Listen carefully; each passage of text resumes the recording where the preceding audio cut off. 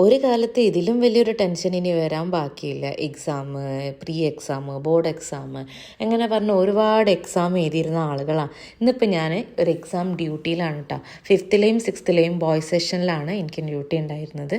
Exam കഴിഞ്ഞു, വീണ്ടും mark entries ബാക്കിയുണ്ടായിരുന്നു, cross corrections ബാക്കിയുണ്ടായിരുന്നു.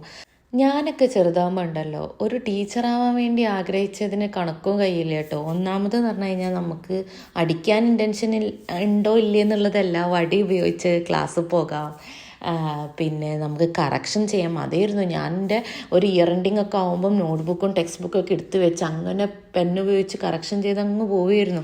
പക്ഷേ ഇപ്പോഴാണ് മനസ്സിലായത് ഇത് റെസ്പോൺസിബിളായിട്ട് ചെയ്യുമ്പോഴുള്ളൊരു ബുദ്ധിമുട്ട്.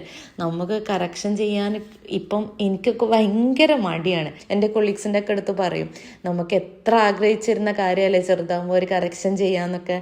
കറക്ഷൻ ചെയ്യുന്നതും ടീച്ചേഴ്സിൻ്റെ സൈനിൻ്റെ മുകളിൽ കൂടെ സൈൻ ഇടുന്നതൊക്കെ. പക്ഷേ എനിക്കിപ്പോൾ അതുണ്ടെന്ന് ആലോചിക്കുമ്പോൾ തന്നെ ഭയങ്കര ഒരു ടെൻഷനാണ്. അപ്പം അതൊക്കെ കഴിഞ്ഞ് കുറച്ച് മാർക്ക് എൻട്രിങ് ഒക്കെ ഉണ്ടായിരുന്നു. അതെല്ലാം കഴിഞ്ഞിട്ട് അതായിരുന്നു ഇന്നത്തെ മെയിനായിട്ടുള്ള ഡ്യൂട്ടി. എക്സാമിൻ്റെ ടൈം ആയതുകൊണ്ട് വേറെ പ്രത്യേകിച്ച് ക്ലാസ് എടുക്കാനൊന്നുമില്ല. എക്സാമും മാർക്ക് എൻട്രിയും പിന്നെ എന്തെങ്കിലും കറക്ഷൻസ് ബാക്കി ഉണ്ടെങ്കിൽ അതൊക്കെ ചെയ്യാമെന്നായിരുന്നു. നമ്മൾ സ്കൂളിൽ എങ്ങനെയാണെന്ന് വെച്ചാൽ എക്സാം കഴിഞ്ഞ് നേരെ ലീവ് ചെയ്യാനില്ല. സ്കൂൾ ടൈം എന്ന് പറഞ്ഞു കഴിഞ്ഞാൽ കറക്റ്റ് ടൈം ഉച്ചവരെ ഉണ്ടാവും. അപ്പം എക്സാം ഒരു 2 hours എക്സാം എങ്കിൽ എക്സാമിൻ്റെ 1 hour മുമ്പ് കുട്ടിക്ക് റിവിഷൻ ടൈമും എക്സാം കഴിഞ്ഞ് 1 hour കുട്ടിക്ക് ഫ്രീ അവേഴ്സുമാണ്.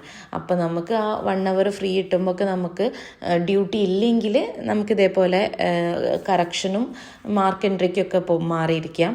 അല്ലെങ്കിൽ നമുക്ക് സ്പെസിഫൈഡ് ക്ലാസ്സിലേക്ക് ഡ്യൂട്ടി ഉണ്ടാവും കേട്ടോ.